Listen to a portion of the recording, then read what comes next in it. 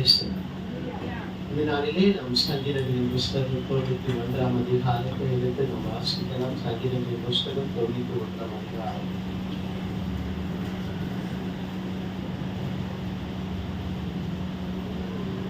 உன்னதமானவரின் மறைவில் இருக்கிறவன் சர்வ வல்லவருடைய நிழலில் தங்குவான்.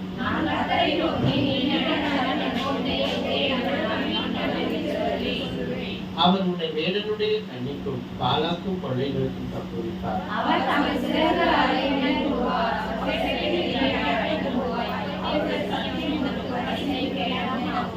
இரவில் உண்டாக்கும் பயங்கரத்திற்கும் பகலில் பறக்கும் அம்புக்கும்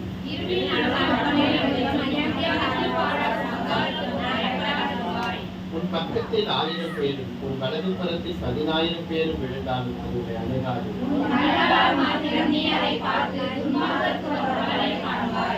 எனக்கு அடைக்கலமாய் இருக்கிற உன்னதமான கர்த்தரை உனக்கு ஆகாரமாக கொண்டாய். உன் வழிகளில் எல்லாம் உன்னை காக்கும்படி உனக்காக தம்முடைய தூதர்களுக்கு கட்டளையிடுவார்.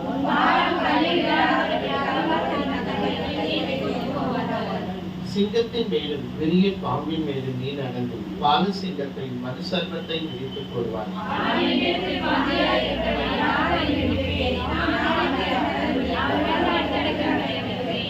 அவன் என்னை நோக்கி கூப்பிடுவான், நான் அவனுக்கு மது உத்தரவு அருள் செய்தேன். ஆபத்தில் நானே அவனோடு இருந்து அவனை தப்புவித்து அவனை கனப்படுத்துவேன். நீண்ட நாட்களால் அவனை திருப்தியாக்கி என் லட்சியத்தை அவனுக்கு காண்பித்தேன். அதனாலே இந்த சங்கீதங்களின் புஸ்தகத்துல 2ஆம் அதிகாரம் 2ஆம் வசனம் 3ஆம் வசனத்தை வாசிக்கலாம். நாம் கர்த்தரை நோக்கி நீர் என் அடைக்கலம், என் கோட்டை, என் தேவன், நாம் நம்பியிருக்கிறவர் என்று சொல்லுவேன். அவர் உன்னை வேடனுடைய கண்ணிக்கும் பாழாக்கும் கொள்ளை நோய்க்கும் தப்புவிப்பார். இது 2 வசனங்கள் இணைந்ததாய் இருக்கிறது. இங்கே சொல்லப்படுகிறது, நாம் கர்த்தரை நோக்கி நீர் என் அடைக்கலம், என் கோட்டை, என் தேவன், நான் நம்பி இருக்கிறவர் என்று சொல்லுவேன். எத்தனை பேர் ஆண்டவரை நம்பி இருக்கிறீங்க? நான் தேவனை நம்பி இருக்கிறவர் என்று சொல்லுவேன். அப்போ இது சொல்லுகிறது அவர் என்று சொல்லப்படுகிறது. என்ன சொல்லப்படுகிறது? நான் கர்த்தரை நோக்கி நீர் என் அடைக்கலம், என் கோட்டை, என் தேவன், நான் நம்பி இருக்கிறவர் என்று சொல்லுவேன். அவர் என்னை வேடனுடைய கண்ணிக்கும் பாழாக்கும் கொள்ளை நோய்க்கும் தப்புவிப்பார். நம்பி இருக்கிறேன் என்று சொல்லுகிறார். சொல்லப்படுகிறது என்னது? நம்பி இருக்கிறவர். நான் நம்பி இருக்கிறவர் என்று சொல்லுவேன். நான் நம்பி இருக்கிறவர் என்று சொல்லுவேன். நான் தேவனாகிய கர்த்தர் மீதும் அவருடைய வார்த்தை மீதும் நம்பிக்கை வைக்க வேண்டும். நம்பிக்கை வைக்கிறவர்களுக்கு தான் தேவன் அற்புதம் செய்வார். நம்பிக்கை என்றால் விசுவாசம். நம்பிக்கை என்றால் விசுவாசம். நீங்கள் புதிய ஏற்பாட்டிலே பார்க்கும் பொழுது இயேசு கிறிஸ்து அநேக வியாதிஸ்தர்களை சுகமாக்குகிறார். மரித்தவர்கள் உயிரோடு எழுப்புகிறார். குஷ்டரோகிகளை சுகமாக்குகிறார்.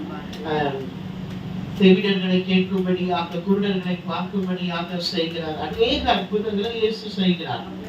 அந்த இடத்துல செய்யும் பொழுதெல்லாம் அவர் சொல்றாரு, நான் இதை செய்வேன் என்று உனக்கு விசுவாசம் இருக்கிறார். ரெண்டாவது சொல்றாரு, நீ போய் உங்களை 10 குஷ்டரோகியை பார்த்தாங்க சொல்றாரு, ஆசாரியருக்கு போய் உங்களை காண்பீங்கள். இதெல்லாம் எதை குறிக்கிறது என்றால் நம்பிக்கையை. தேவன் மேல் நாம் வைத்திருக்கிற நம்பிக்கையை குறிக்கிறது. தேவனுடைய பிள்ளைகள் தேவன் மீதும் தேவனுடைய வார்த்தை மீதும் நம்பிக்கை வைக்காமல் எந்த அற்புதத்தையும் அவரிடத்திலிருந்து பெற்றுக் கொள்ள முடியாது.